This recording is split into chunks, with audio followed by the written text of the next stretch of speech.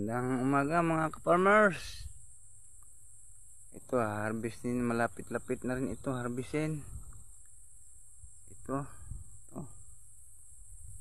Ayan o. Malapit-lapit na rin yan.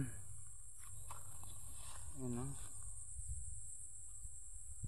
Dito sa kabila tapos na hinarvest na namin kawawa yung kalabaw nga dyan. Ito malapit na. Kaya lang ang liit ang ano naman ang presyo, bagsak presyo naman ginawa ng mga Chinese saka Taiwanese ang buyer dito. Ginawa naman ng 14 isang kilo.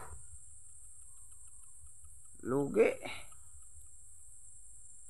Tabla-tabla lang.